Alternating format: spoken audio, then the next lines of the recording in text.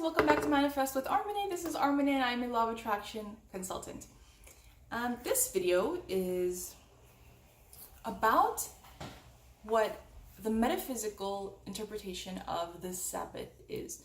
And I had actually promised this a while ago that I would make a video about this specific topic, and I had just pushed it, to the back burner, I guess, until one of you people have commented and mentioned how important it is, how cool it is. Yes, it's about the Sabbath, it's about keeping the Sabbath, and it's that day of rest, and what that actually means metaphysically.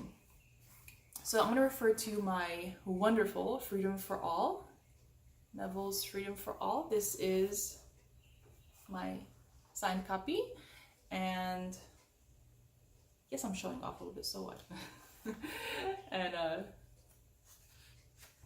here we go. And it's the first edition from 1942.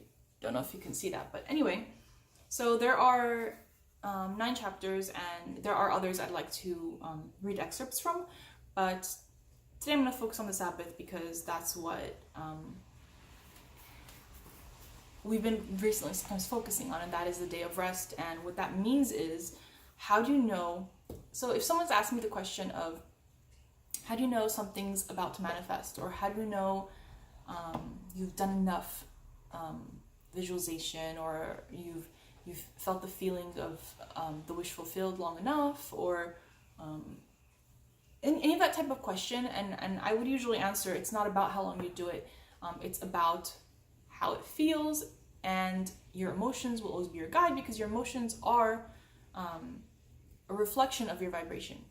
So remember, emotions are not vibration, but emotions are, like Abraham says, vibrational indicators. Okay, so here we go. So chapter 5 is the Sabbath, and it says, 6 days shall work be done, but on the 7th day there shall be to you a holy day, a Sabbath of rest to the Lord.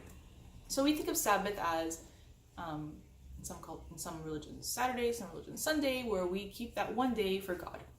Okay, which means what we're supposed to rest, right? And it's all about rest, about renewal, and just not having to do work. I don't know how many of us actually keep that, but that's what we typically see it as.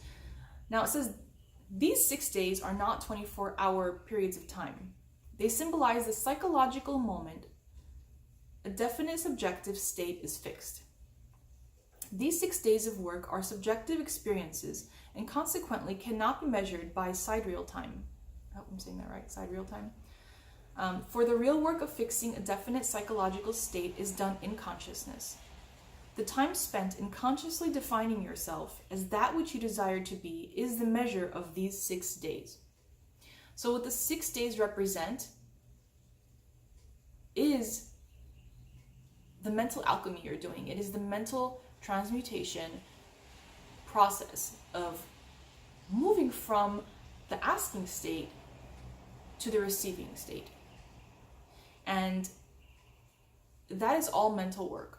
It is all about, and of course there's action involved. Of course you will be inspired to the right action. You will not even realize that's happening. But it all comes from primal causes, always from your mind. That's why our body creates certain hormones. It's why our body functions certain ways. We're moved to do certain actions, say certain things, to do certain things, to go certain places, to meet with certain people. That all comes from our mental chemistry. So those 6 days are,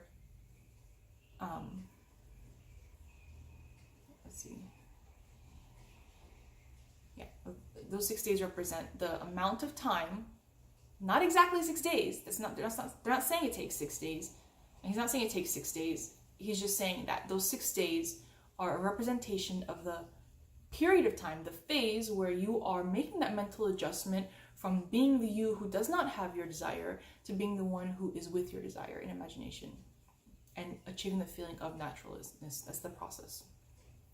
It says, I don't know if this is where I left off, but a change in consciousness is the work done in these 6 creative days, a psychological adjustment which is measured not by sidereal time, but by actual subjective accomplishment. Just as a life in retrospect is measured not by years, but by the content of those years, so too is this psychological interval measured, not by the time spent in making the adjustment, but by the accomplishment of that interval. So I'm going to skip over some parts because I'm not going to read the whole chapter. But okay, I'll continue here. It says, there is always an interval between the fixed impression, or subjective state, and the outward expression of that state. This interval is called the Sabbath. So that interval is the 7th day. The 7th day is that gap in time. It's that buffer time between aligning with what you were desiring, and then after the Sabbath, seeing the physical manifestation of it. And here we go. This interval is called the Sabbath. The Sabbath is the mental rest which follows the fixed psychological state. It is the result of your 6 days of work. So what happens when you work for 6 days? You deserve rest, right? I mean, after any period of work, you deserve rest. At the end of a day, you go home and you rest. When you do the right psychological work for that period of time, when you're making that mental adjustment, what happens? You start to feel like it's natural, right? That's that vibrational proclivity we were talking about. It starts to just be a default feeling that you start to feel more like it's already done. And then what happens is you can actually rest, right? Because you don't feel this desire has to be worked on. You kind of feel like it's done in your mind. And you might or may not be influenced by the evidence of it not, being there, just being in your face so much of like, it's not there. If you're not focusing on that and you're allowing yourself to feel like, okay, this kind of feels natural already, and you kind of lose the feeling of the need to keep working on it mentally. So it says, the Sabbath was made for man, right? This mental rest, which follows a successful conscious impregnation, is a period of mental pregnancy, a period which is made for the purpose of incubating the manifestation. It was made for the manifestation. The manifestation was not made for it. Automatically, you keep the Sabbath a day of rest, a period of mental rest, if you succeed in accomplishing your 6 days of work. There can be no Sabbath, no 7th day, no period of mental rest until the 6 days are over, until the psychological adjustment is accomplished and the mental impression is fully made. So when you reach a point of naturalness, when thinking about your desire, then you're there. Then you've actually reached the Sabbath and you are resting in that. So it says, man is warned that if he fails to keep the Sabbath, if he fails to enter into the rest of God, he will also fail to receive the promise. He will fail to realize his desires. The reason for this is simple and obvious. There can be no mental rest until a conscious impression is made.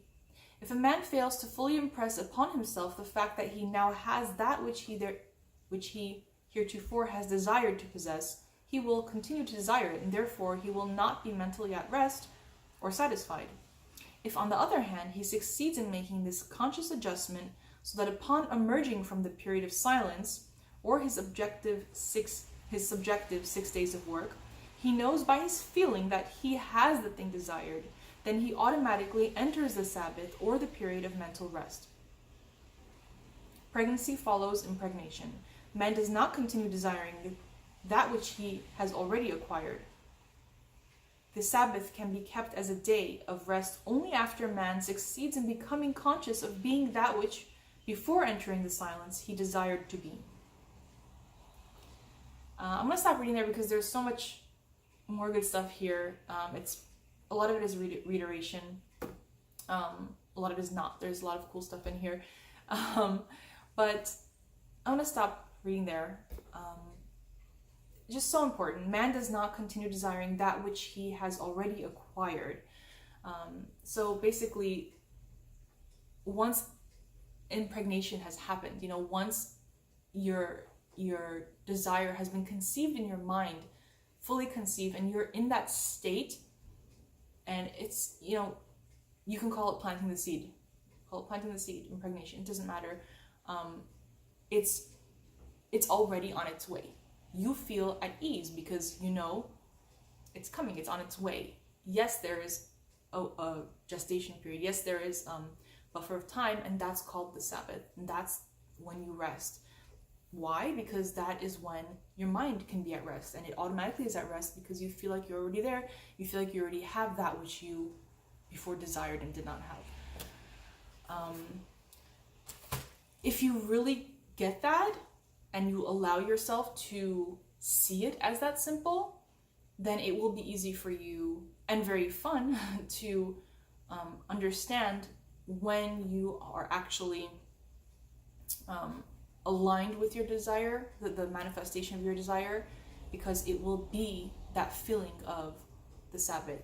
And you might say, I've been working more than 6 days. Again, this is not about a period of time. It could be a year, that you do work. It could be 5 minutes that you do work, and then the Sabbath is, whatever amount of time, a few minutes, a few hours, a few days until it shows up for you. It's if you feel like you've just been working for so much longer than you need to be working, and you still haven't felt the Sabbath, then just question, are you actually doing the work, or are you going through the motions of it and telling yourself you're doing it because you're putting effort in, but is the work actually being done? Is it actually being accomplished? Because when the work is accomplished, then you have that ease, then it manifests. So I hope this helped you guys. If you have any questions, please comment below. If you have any personal experiences you'd like to share with this, please comment below. If you have this book, please comment below. If you'd like to hear more from this book, please comment below, or email me, whatever. You can find me. I have my links down there. And that's it. If you like this video, please click like. If you'd like to subscribe, please do so. And I will see you guys next time. Bye.